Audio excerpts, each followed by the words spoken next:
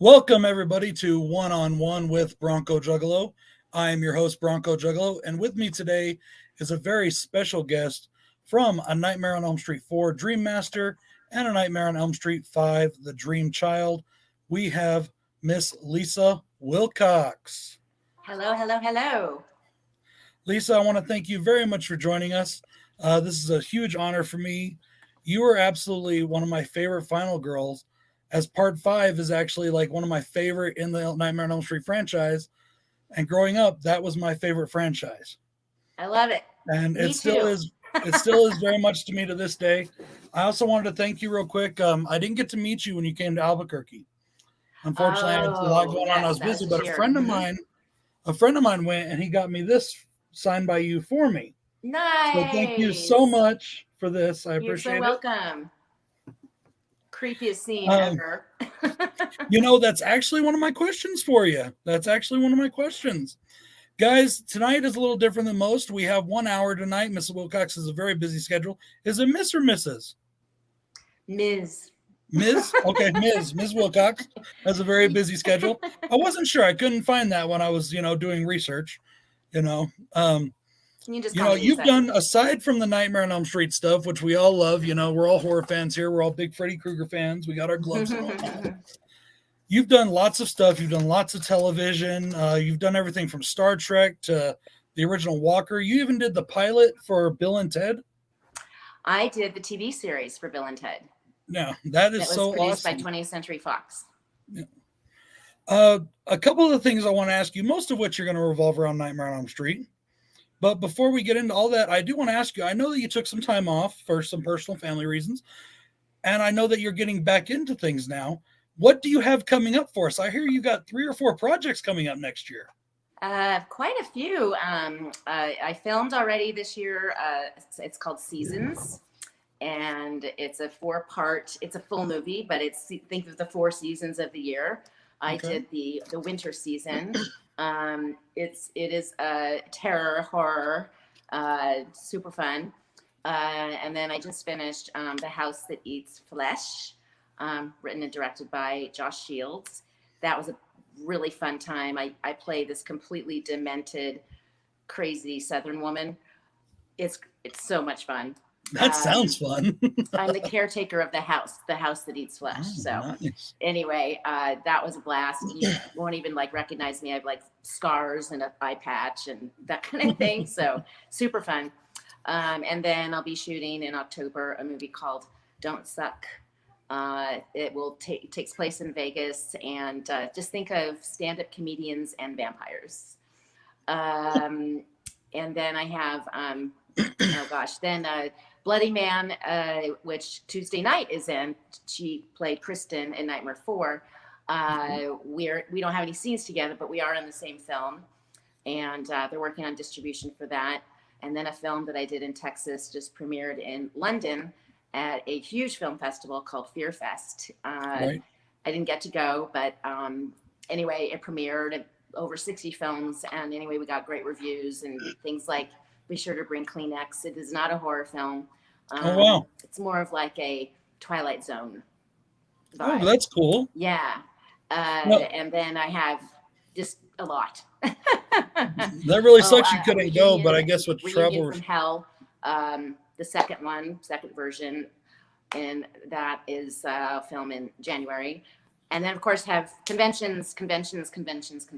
Yeah, you do a lot of cons, which is really cool for us fans, especially you were just in Albuquerque, and I don't know if you noticed, but we don't get a lot of horror people at our Comic Cons. And so that's always cool when we get somebody that's so big in horrors like you are, or anybody else. It's just a lot of fun for us. Oh, well, it was a blast. Love Albuquerque. Great city. And, but yeah, I have upcoming, let's see, we just did Cincinnati Horror Hound. I did a show in Moline, Illinois as well. Did Steel City, Pittsburgh. Robert was there. It was packed. It was great. Then I'm doing Atrox Haunted House in Alabama this coming month. And Nice. oh gosh, every week. And Spooky Empire in Orlando. Haven't done that show in 7-8 years probably. I was supposed to do it 7-8 years ago, but the hurricane hit, so the show was canceled. So lots of stuff coming up. Well, guys, if you're in any of those locations, go check out Ms. Lisa Wilcox at any of those shows. That's going to be pretty cool. Yeah, you can go. I just had my website updated, not with the films, but with the appearances on my website, which is lisaewilcox.com. There is a lisawilcox.com that was started a long time ago, but people say we try to order pictures, no response. I can't get them to take it down. So go to lisaewilcox.com. That E actually threw me off. I wasn't sure I was reaching out to the right person. I was like, man, when I got your email back, I was like, I hope this is her. So you mentioned Tuesday night a little while ago. I actually read that you guys have a business together. We did. We had to close it. The recession had happened in 2009 is when because our vendors stores closed and couldn't pay their invoices. So, but yes, we did that for a number of years. It was a lot of fun. We started at home in our dining rooms, and it grew and grew to where we had boutiques all over the United States. We were in Nordstrom's for 3 years. We had huge distribution in Japan. I went to Japan several times and did Shopping Channel out there and whatnot. So it was a blast. I think it's really cool that you stay in touch with those people and your co-stars and you're friends with them. Oh, I think that's really awesome. Really good friend. I mean, Toy Newkirk, Tuesday, Brooke Fees, Danny, everybody. We're very tight. Do you ever get to talk to Robert Englund at all, or? Yeah, definitely. Amanda Wiss and I actually went down to his house in Laguna couple summers ago, not last summer, of course. We really are like family. We're good. Family. Heather Langenkamp, Right. I wanted to ask you about him, actually. Just the only question I have that's not directly about you. You can't interview somebody from Nightmare on Elm Street without asking at least one Robert Englund question. Sure. But the question I wanted to ask you is, in between the filming and the shooting, you're taking a break, you're getting a drink or whatever you're doing, you're taking, did he come out of character, being in that full makeup, or is he sitting there in character drinking his juice box to not mess up the makeup and whatnot, and messing with totally you guys? Out of character. Oh, totally out of character. Yeah. We spent many an hour in the hair and makeup trailer. That's for sure. He's getting his makeup put on, and they put a red rinse on my hair. I was a virgin platinum blonde, and they asked me to dye my hair, and I was like, I don't really want to dye it. Can we do a rinse? But they had to be put on every single day. Oh, wow.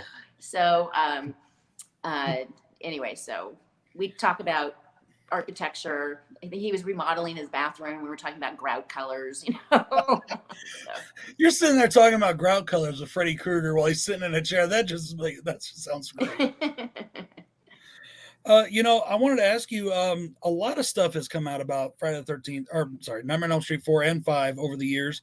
And also, honestly, about Friday the 13th, like 6 and 7, because they were around the same time. Mm-hmm.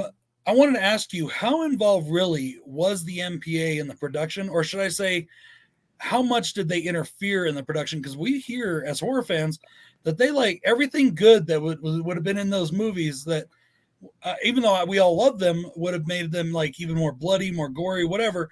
The MPAA was like, no. Was that active or is that post? Was that something you dealt with? Oh, that was happening all along the way. Yeah, because they're editing as we are filming. They're editing as we're filming, and that's the one, and they're editing. And in particular, Nightmare 5, they kept cutting out Danny's death with the motorcycle, and they just kept saying too gory.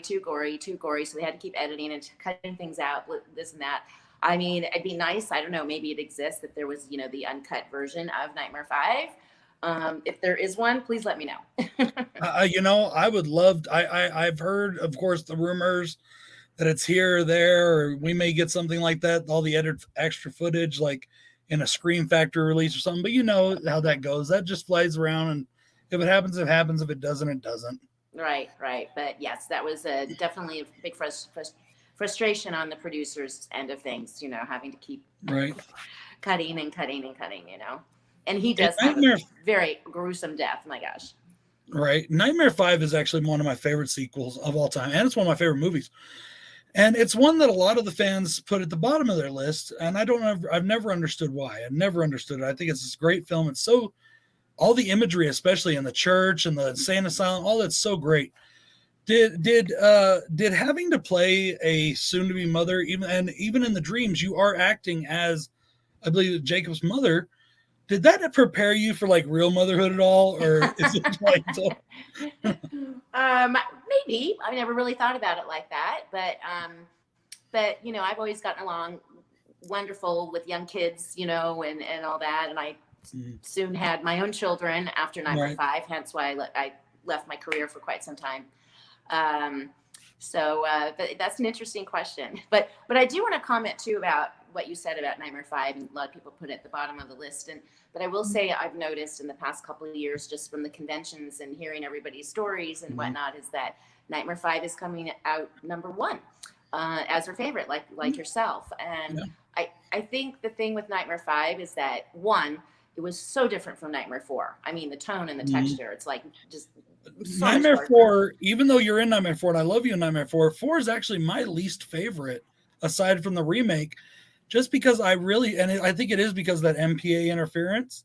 It got very it was just kind of slow and kind of boring. I was just kind of not boring. I still love part 4. I love it, but out of all the sequels, it's the one that I'm just kind of like.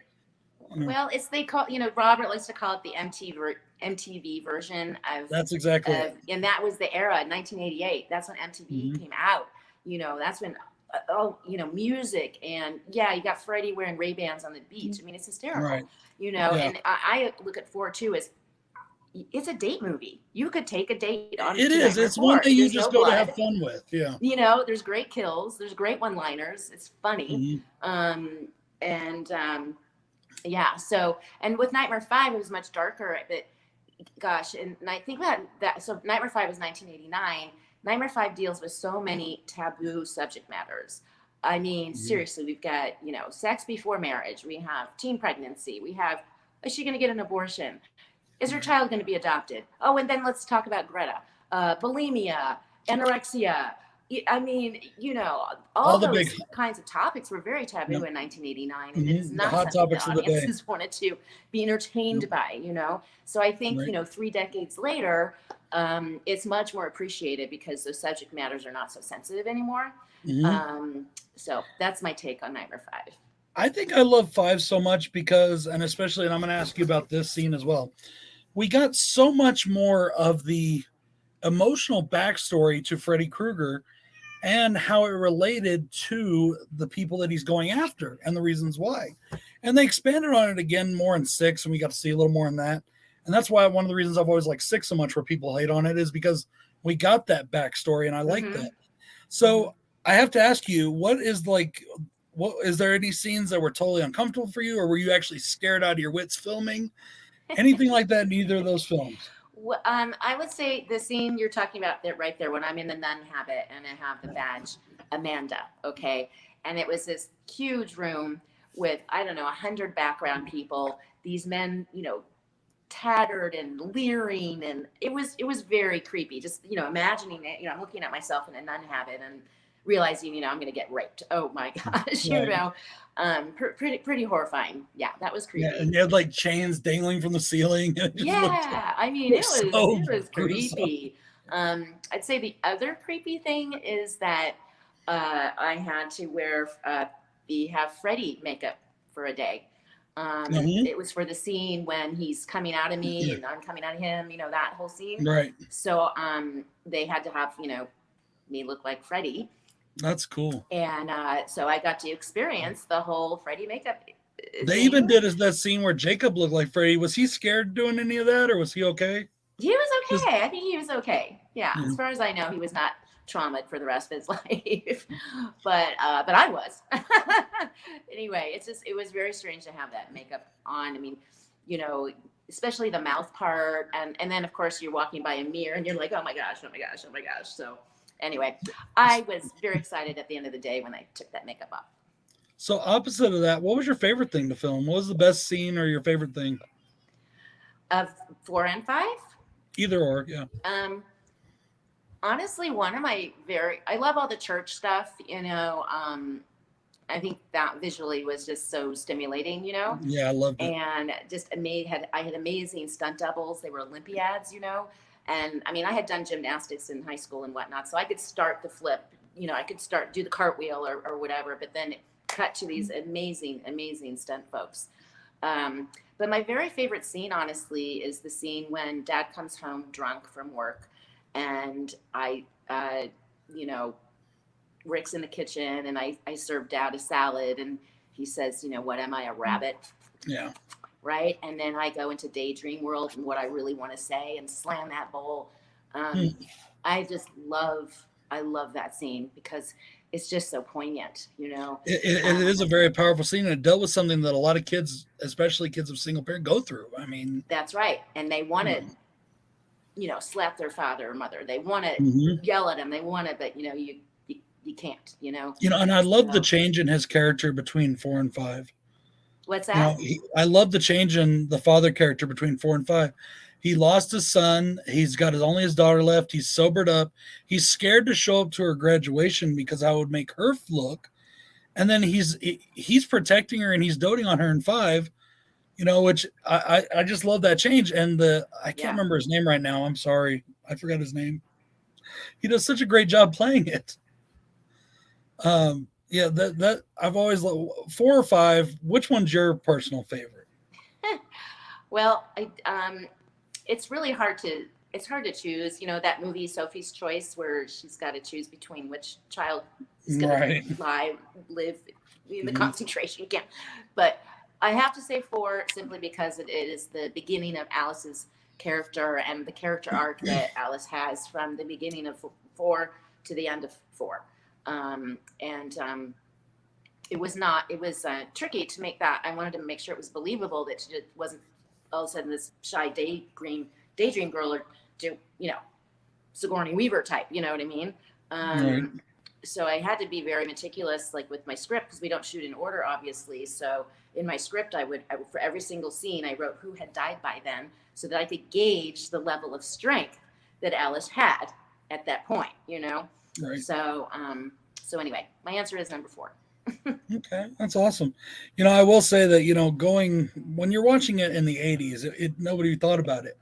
When you're watching it in, say, 2020, and you're looking back, and you come across Rick, right? And you're thinking, man, this is like the biggest 80s cliche. Every 80s movie had a guy that thought he was the Karate Kid.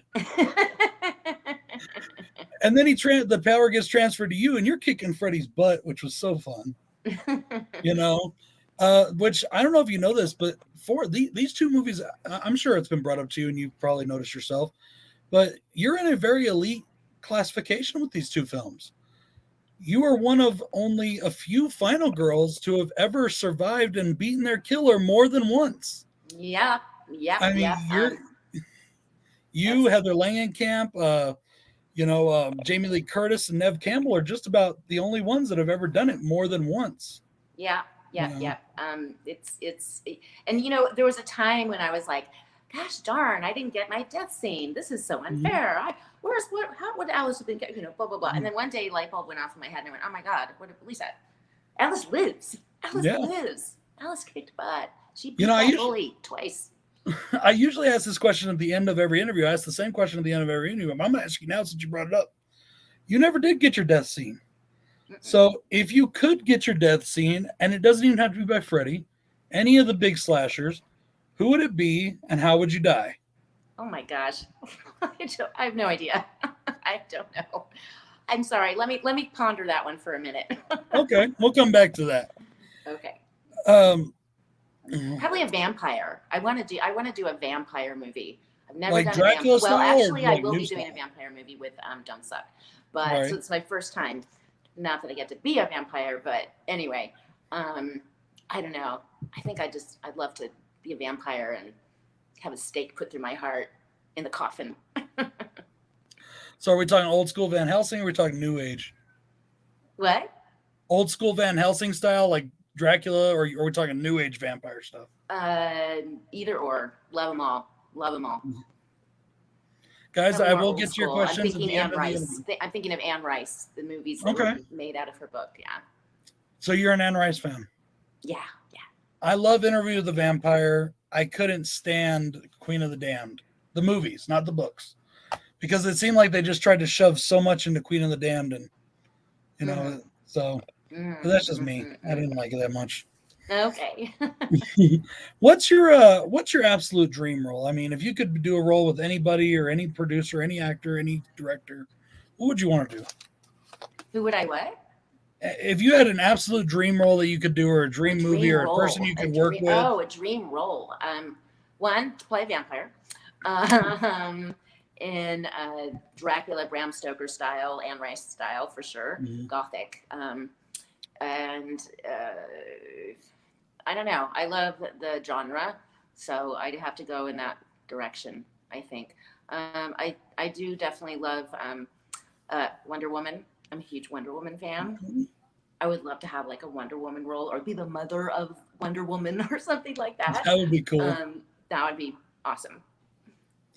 That'd be pretty dope, especially if you could get like Linda Carter or something do an appearance too. That would be cool. I know, right? You were on Star Trek: The Next Generation. What was that like? Was that different than other things? Because Star Trek is such an iconic thing as well. You know, I mean, for some people it's huge. I like Star Trek. I'm more of a Star Wars person, but I like Star Trek too. What was that like? What was it like on that set? You know, I mean, you played an assassin, didn't you? Yes, I'm known as the assassin, and in fact, I ended up on the Next Gen Monopoly board. I'm a property. The assassin. Oh, really? That's cool. Yeah. Pretty cool, actually.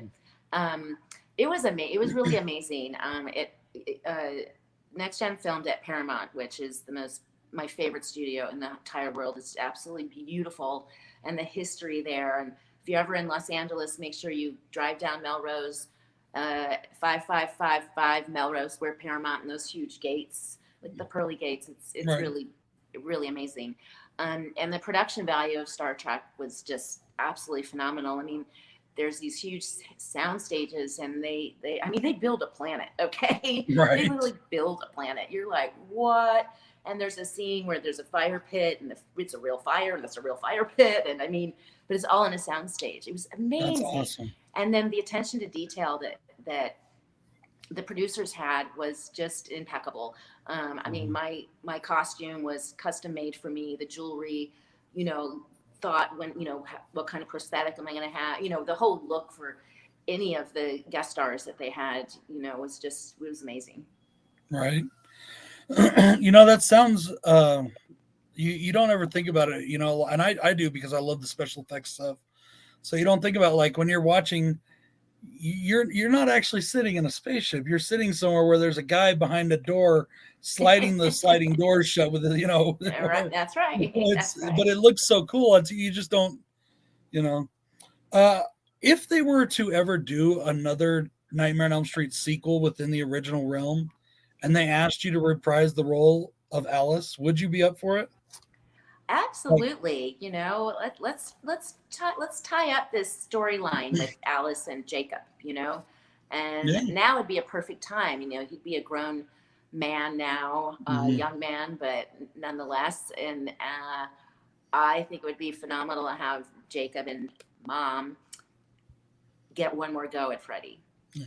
And I know the fans would love to see Robert back again, even though he says he's done, but I mean, he's not too old to do it. I think he could do it. He doesn't have to do the stunt work or anything. He can get a stunt man for that, but just to do the voice and be there and be up close in the makeup, nobody does it like him. I mean, and no disrespect to, Jackie or Haley, nobody does it like Robert. You just can't. So to have you back and him back and doing that whole kind of like they did with 3, where they brought Heather back as like the teacher and the, right. That would be cool. Like you got this whole new generation of people that could include your, fictional son. I mean, that's pretty cool. It would be pretty awesome. I know it would, but I don't see Robert changing his mind. But you never know. You never know. Stab my heart right there. I've been trying to get I know it's a long shot, but I reach out to him every few months just to see if I can get him. Do you? It's such a long shot, I know, but I'm not going to give up. That's right. Tenacity. I got to ask you this. When you were on Walker, Texas Ranger, what was Chuck Norris like? He's a super nice guy. Is he that guy, though? Is he always the karate kicking your butt kind of guy, or is he just pretty chill? Impressive. He's very impressive. He knows his stuff, man. And I loved that role. I love that episode. Actually, it's a very a tragic story. And I got to be a nun. Yeah, again. Again, yes. And yeah, it was a great story. How was your experience working on the church back in Oh, 2018? it was great. We filmed in Philadelphia at this amazing, over 160-year-old church, right in the neighborhood actually where Will Smith grew up. So that was pretty cool. And Bill Moseley is in it as the minister. So it was really fun to get to hang out with him and work with him as well. So yeah, it was good. Well, I'm actually making up questions on the spot now because I actually ran through the more normal questions I've already got for you. Okay. So, guys, I'm going to keep asking her some random stuff. If you got some questions, throw them on out there. We've got approximately 30 minutes left with Ms. Wilcox, and then she has an engagement to get to. So, throw out some questions if you got them, guys. In the meantime, I'm just going to enjoy having this lovely woman on my podcast because she is so awesome. And I have to, I say this to all it seems like every time I have a guest, I wonder if if my interviews are getting better and better and bigger and bigger. And, I just had Deborah Sue Voorhees on the last interview I did prior to, all the personal stuff that both you and I had going on that we had to reschedule and all. Yes. Before that. And so it's so cool to talk to these people that I grew up watching and in some respects are now only a little bit older than me. And you don't realize that age difference. So like you did an episode of Boy Meets World, right? Mm-hmm. Back a while back. When growing up, when I was younger, those kind of shows weren't really my forte, but I loved Boy Meets World because I had this huge crush as a teenager on Topanga. Yeah. And then everyone did. Right. And then I think it's so funny because you realize that, wow, we're actually the exact same age. Right. Right. And it's like with some people, though, you always see them in those roles, like Danielle Harris. For me, whenever she does a role now, including the roles she's done, especially if it's a role where it has any sort of like nude scene or something, I really don't want to see it. Because I picture Danielle Harris, even though I know she's the exact same age as I am. Yeah. I picture her as that 8-year-old little girl. Yeah. That we see in Halloween 4 and 5. That's just how I think of her. I get it. It's so weird for me. So like when I reached out to you and, I've been following your stuff for a long time. And every time I see a picture and I'm like, man, she's blonde. Yeah, I was blonde before I got the role. And one of the reasons, because my headshot back then, I've got all the makeup and the blonde hair. I look like a cheerleader, a beauty queen or, whatever. Right. And so I was bypassed to even audition for the role of Alice because my headshot, it didn't look nothing at all what they were picturing for Alice. Right. Right. But anyway, Annette Benson, who cast Nightmare 1 through 5, she told me that they literally had auditioned hundreds and hundreds of actresses and they hadn't found their Alice yet. So they went to the reject pile, which I was in, reject pile of 8x10s. And finally, I got my shot to audition for Alice. So I went in with like no makeup and dirty hair. I wore my worst color, pale yellow, and did my thing. I had a call back on a Friday. And I read with Tuesday night. Tuesday was the first one cast actually in Nightmare 4. Alice was the last one cast in Nightmare 4. And then I had got married that Sunday, 150 people wedding. And I learned on my honeymoon that I got the role of Alice. And part of that though too, they asked, would you dye your hair red, And anyway, we settled with, I had a rinse put on every day. And I may as well have dyed it anyway, because when you put a rinse on white hair, day after day after day after day after day after day, it'll stain your hair. It's like throwing, red paint on a white wall kind of thing. Talk about damaging, huh? Yeah. But it's fine. I mean, I was happy and I totally get it. I mean, transformed. And that's what, agents, managers, casting directors want actors who are chameleons, and who can play from, A to Z. And I mean, in my career, I don't know, I've played everything from nuns to prostitutes. So anyway. When you were working on 5 with Tuesday night, Tuesday was the I mean, quote unquote, replacement On four, actress. Nightmare 4. On was she on four? She wasn't. Yeah. Okay. She Yes. I'm sorry. On reprised the four. role of Yeah. I'm Patricia sorry. Arquette. She took over from Patricia Arquette, who was in 3. Now in 4, she was. It was Tuesday night. In the years that have followed, a lot of how horror fans are, like especially like Daniel Harris got the same thing from Halloween 5 to 6. Did Tuesday get a lot of heat during the filming itself, or was that something that came later? No, I think it came later, and it's more like at conventions. We hear feedback from from fans, and how difficult to reprise a role that's already established in another film. I mean, that's just like I've that's always thought she tough. did a fine. That's I just always thought she did a fine job. I think she did great. yeah, yeah. And And I think she, and thank you for saying that. She deserves a lot more credit, I think, than she's well, gotten. horror fans can be like wrestling fans or Star Wars fans. There is your section of fandom that can be toxic, and even myself, there are movies that I absolutely hate that I don't want. Like I can't stand the acting jobs. I hate everything about them. But when you take a role as an actor, you aren't thinking about, oh, well, I'm taking this role from this other person. No, they didn't want the role, or they don't have the role anymore, whatever the reason is, and you're getting a job. That's what you're doing. You're getting a job, and you do your job. So I think it's kind of messed up with the fans to then project that issue onto the new person, because that's not their fault. They're just doing what they're trying to do. They're trying to make their living and do their way. Yes. So that's just me. We have a couple people that want to know, how was it on Mr. Belvedere? You did Mr. Belvedere. That's so cool. Yes. Oh my gosh. First of all, sitcoms are like I love filming sitcoms. Absolutely love it. Because it's like doing a little mini one-act play. And my background is all theater. So we get to, regular hours, like 9 to 5, we get to rehearse. Then we then do our performance at the end of the day for network and the writers and producers of the show.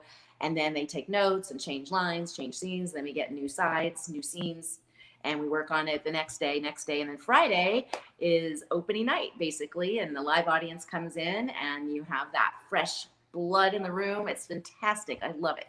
So That's Mr. awesome. Belvedere, Christopher Hewitt, such a sweetheart. In fact, he gave me, I have a silver charm bracelet, and he gave me a little pendant that had St. Christopher on it, right? So, I still have it, and I treasure it, of course. So, and what a cute episode, too, it was.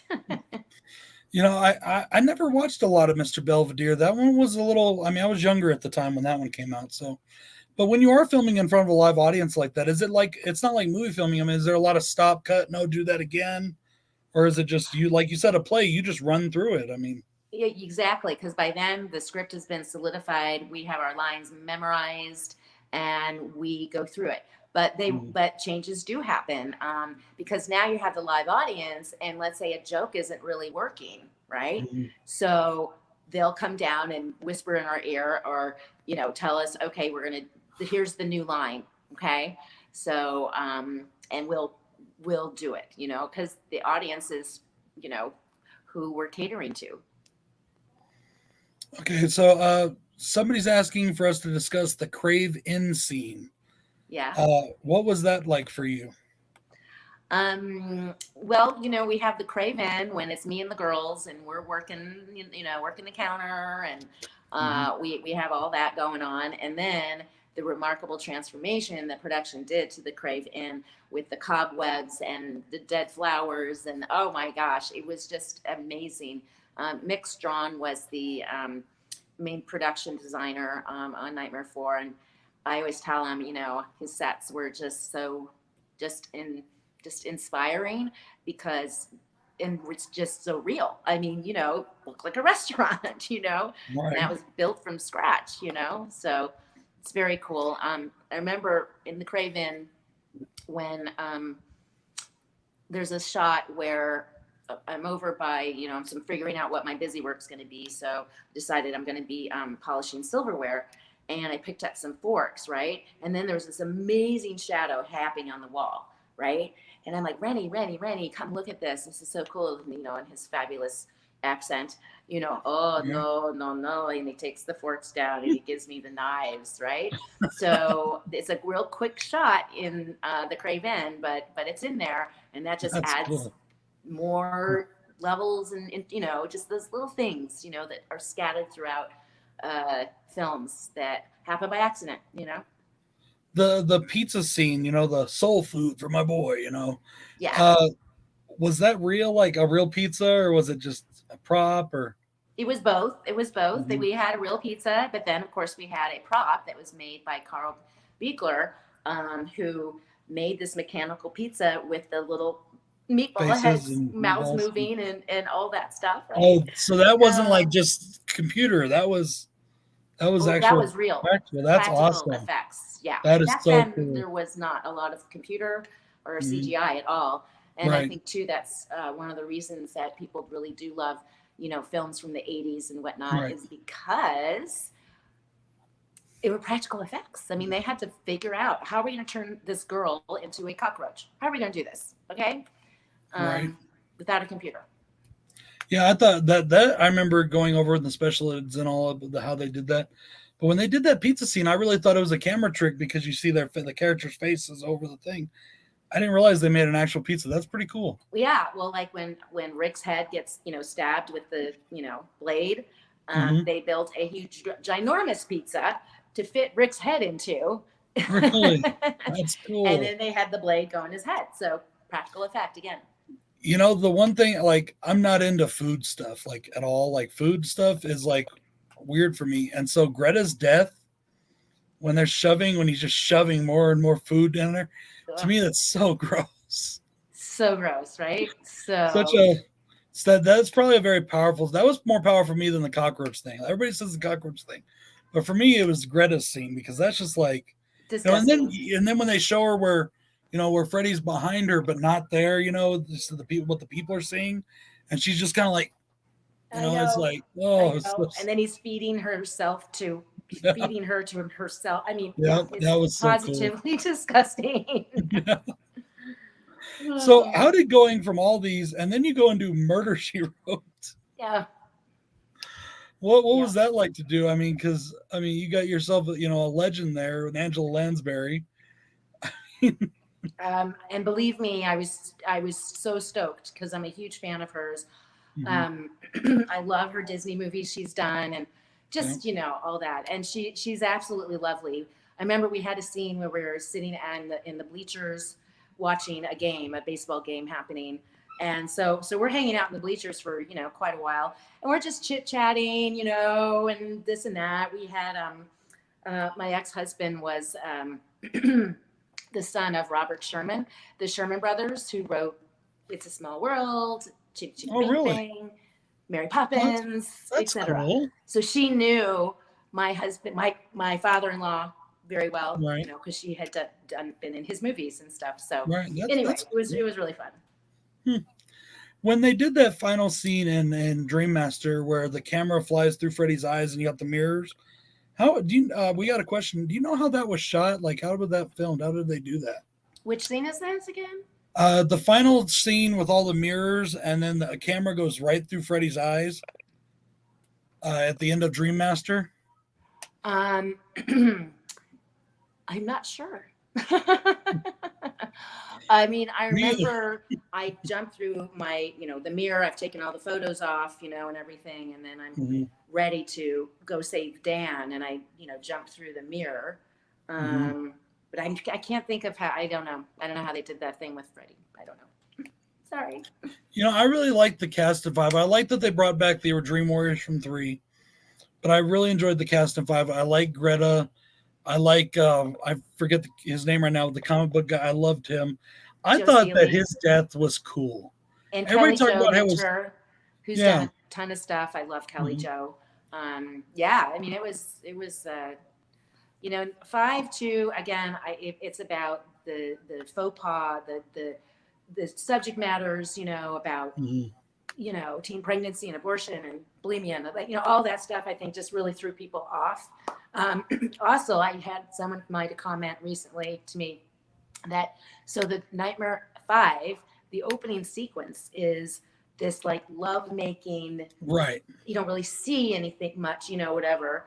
And it was a body double. I didn't actually do that, but Oh, see, now you just destroyed my 15-year-old self again. Like, well, see, that's just it. People were like, "No, that's innocent young Alice. She can't be having a kid."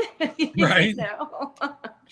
Yeah, it was kind of a departure, but I think it also showed where the characters were. I mean, in 4, Dan was the the big popular guy. Alice was not, and then they kind of start seeing each other at the end, and they're, yeah, and then you see where their relationship's going, because it's been a year or so, or however much time has passed in between, and they're graduating and they're getting ready to go off to Paris or wherever it was they were going together. And it just shows how, people think that they think, oh no, that, like I said with Danielle Harris, she's that 8-year-old little girl to me. But yeah, that's not real life. Real life is people get on with things. They get older. Yeah. We all do what we did growing up. You grow up.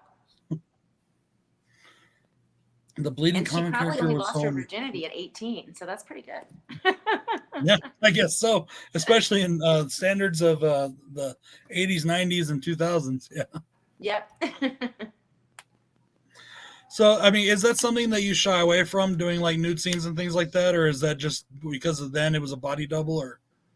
Yeah, I just kind of made a choice, at that time, that I never wanted to do nudity. So, and anyone who does, fine, that's all fine. It's a personal preference, because for me, I knew I wanted to have children, and just the thought of my kids seeing their mom naked. Right. And their friends seeing their his mom naked, you know what I mean? It just kind of freaked me out a little bit.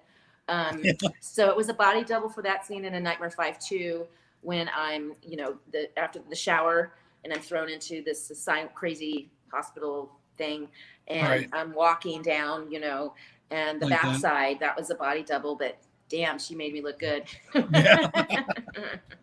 No, you tell you, no, that's not me, kids. Sorry. It's not. In fact, what I was wearing was a bathing suit that was, like a halter top, straight across. And, and I'm we're doing the images of me, where you see my face. That's obviously me.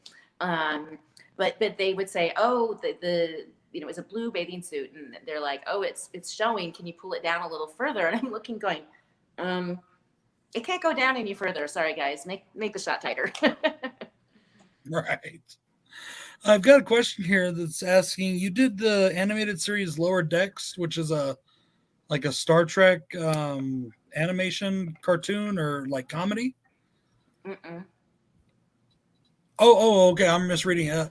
They want to know, okay, there's a new Star Trek cartoon coming out called Lower Decks. Oh, really? Which is about like the misadventures of what happens on those ships that didn't make the TV show. Really? And I think in Voyager, they actually did one episode that showed like people from those, those things that don't really make the final, the big, they want to know if you, even though you were vaporized, if they brought you back, would you be cool to do that in some comedic way? Hell, absolutely. Absolutely. Oh my gosh, it'd be great. And if we're talking about Star Trek, in fact, I have a little story if you'd like to hear. Oh, yeah. While we were filming, So Riker and I are, falling in love, and we have dinner, right? And I'm a chef, right? So I make him Parthas. And so I love that scene. Anyway, we're filming and he's eating this green thing, right? And all of a sudden the director says, cut. And the food dye they used on it was staining his teeth green. So we had to stop filming, and then I don't know, we didn't film for like an hour, maybe longer, because they had to get the green off of his teeth. He was not happy, and I don't blame him. Anyway, I got to meet him. Someone's head rolled that day. I got to meet him a few years back. I got him to sign my collection of the films, the Star Trek films that he was in. Oh, awesome! Which was really cool. I love getting to meet people at cons and stuff, especially when you get to talk to somebody. You don't want to take up too much of their time. They got a big old line or whatever. But I remember there was one at the end of towards the end of the day on one con, I got to go through and talk to Peter Mayhew, the guy that played Chewbacca. And I talked to him for 45 minutes. because there Wow. was nobody. It was nobody else in line, and he was just so happy to just sit there and talk about the filmmaking process of what they did during the original Star Wars, you know, and how they were breaking ground. And you know, so you could do these cons all the time. Is that something that you really enjoy doing? Like, I mean, like obviously you must enjoy doing it. You do it a lot. So, what is it like meeting all these fans? Do they get like gropey with you? Are they weird? Does it, you know? I love it. I absolutely love it. I love hearing people's stories. I love hearing how, Alice got them through a bad time in their life, how, or other roles that I've played that inspired them. I love it. I mean, it's like why I kind of do what I do. I mean, I love acting, but also the fact that it can have an imprint on someone's life. I mean, that's pretty amazing. And I do love telling stories and stuff too. I can talk someone's ear off. That's something we have in common. And people come up too, and sometimes they're so nervous, they're shaking and they're crying. And so I just start talking to them like, are you come from this town, or where'd you come from? How long did you have to drive? Yeah. Just to like calm them down and stuff. But I get it, because listen, I've done cons, and I'm like, oh my gosh, Barbara Hershey is signing at a table next to me. Barbara Hershey, Malcolm McDowell. Oh my gosh, he was like across from me, and I'm like, oh my god, that's Malcolm McDowell. Oh my god, oh my god, oh my god. I mean, I too spaz out. So right. And the last con I went to, I went there because like so many fans during whatever's going on in our lives, you go to cons, you see who's going to be there. You say, okay, I want to do this. I want to do that. I want to get this. I want to get that. And for like so many people, you save just enough money to do just those things, so you go there and you're trying to, and I'm sitting there and there's other people whose lines I would have loved to have been in. Corey Feldman was there. I didn't get to go meet him. And his line was out the yin yang. He had security. I mean, yeah. Corey Feldman's like this tall, and he's got these giant security guys. But then I look across, and I'm looking at these absolute legends, people that I love growing up. And you look at 90% of the fans, and they don't even know who they are. And some of their tables are empty, and I felt so terrible. I went up to a couple of them, and I shelled out money that wasn't planning on spending, just so I could talk to these people and get their autograph real quick. Because these are people that I was a kid enamored with growing up. They may not have been the people I was going there to see, but these are people that have give up so much of their time. Yes, it's their job. They're getting paid to do it, but they gave up their time with their families, their things, to make millions of people happy. And now our biggest thing we can do to thank them is ignore them when they go to a con, No. I did. I got sad. I went up and I talked to a few people, and I shelled out some extra money I wasn't planning on spending. Oh, just my gosh. And I don't know. They could have had lots of people during the rest of the time. I went during the last day of the con. I don't know. It just felt weird to me. I was like, and it's always too when there's like one person there that's like this, Jason Momoa. Mm-hmm. Jason Momoa came to Albuquerque Comic-Con prior to Aquaman, and it was $20 for his autograph, not a big deal.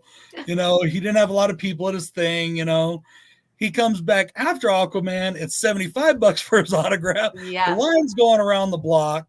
Yeah. Well, a TV show, a movie can, completely change your career and also your popularity, as it were, Right. So, yeah. But we actors, it's a tough road. It's a tough road. That whole auditioning process, even actually filming and whatnot is, I mean, it's quite a devotion. Right. Really devoted. Yeah, it's very hard to do. I'm no actor by any stretch of the imagination. I've been in a few small things. I've got friends that are directors, and I've been in some of their films, and I've done shorts of my own and things, just to put up from on my channel. And it takes time, it takes effort, and it takes discipline and things that, and memorizing lines. Listen, it's memorizing lines. Yeah. I don't have a photographic memory. Okay. So it takes hours, can take hours, to memorize a script. Sorry about that, by the way. My daughter just photobombed us. Sorry. Oh, that's okay. Guys, we've got approximately 5 minutes left with Miss Wilcox here. Any last questions before we go? And once again, thank you so much for fitting me into schedule. When you Yes, first, thank you for your patience. I appreciate it. when you first suggested the September 25th on the thing, you put Wednesday, September 25th. So I was like, man, I work on Wednesdays. And then I was like, wait a minute, that's Saturday. So when you I was like, oh yeah, perfect, Saturday, perfect. Saturday, yeah. Well, if there's no other questions, I'll just tell another little story. Okay. Because you had brought up Chewbacca and Star Wars, Mhm. and I'm a huge Star Wars fan. No idea. I mean, we could have been talking Star Wars this whole time. Forget Nightmare on Elm Street. Come right. But I did have the opportunity to work with Mark Hamill in a movie. We co-starred together in a film called Watchers, which is based on Dean Koontz's book, Watchers. And they did 4 films. We did the 4th one, which is the closest related to the book, actually. It's a wonderful book, by the way. So anyway, auditioned, and Mark Hamill is playing the lead guy, whatever, and I got the role, and I was like, oh my god, I'm going to be working with Luke Skywalker. Oh my god, this is crazy. So the day before filming, like that night, it was like, the first day of school, I couldn't sleep. I was just so excited, and got on set, and it's like, there's Mark Hamill. Oh my gosh. Anyway, sweetheart of a guy. We got along wonderfully. He loves The Simpsons, so he would bring Simpsons episodes to set, and we'd sit in the trailer and watch The Simpsons, and very fun. And then at the end of the shooting, he invited me and my husband and my 2 little boys to his house. So we went swimming, and that's awesome. We were hanging out on the patio, and his wife was there, and we're just chit-chatting. And my youngest son, who was about 3 at the time, there was a bowl of cherries on the table, and he's eating the cherries. I look over, and oh my god, half the bowl is like gone, and he proceeds to vomit. Oh man. Yes, vomited on Mark Hamill and his wife's patio table. And I'm guessing Mark made a joke about it. Oh my gosh. And they had 3 children, and he's like, no big deal, and he has a hose right there, and he's hosing off the patio. Oh my God, I was so embarrassed. So anyway, Mark Hamill is awesome, and hope to work with him again one day. I would love for you to work with Mark again. I haven't seen that movie. I'm gonna have to check that one out. Watchers. Mark Hamill has been my hero since I was a little kid, being a Star Wars fan and all. There was one more question for you that I missed earlier, and I'm sorry I missed it. Did you have any other passions besides acting, or anything you wanted to do besides acting? Interior decorating. Cool. I love, if I hadn't become an actress, I would love to have worked on production of sets and that kind of thing. But I love interior design. So I love textiles and putting rooms together and color and shape and all of that. I have a passion for antiques as well.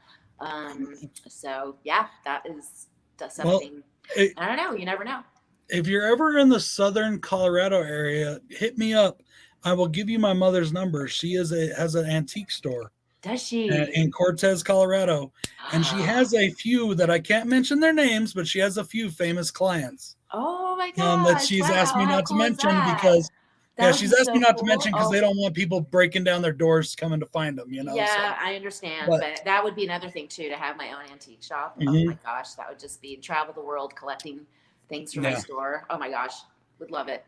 Yeah. So if you're ever in that area, you let me know and I'll give you her number and you can go see her shop. Okay, thank you. Well, guys, I want to thank again Miss Lisa Wilcox for being with us, for being on the channel. This is a huge privilege and honor for me. It really is.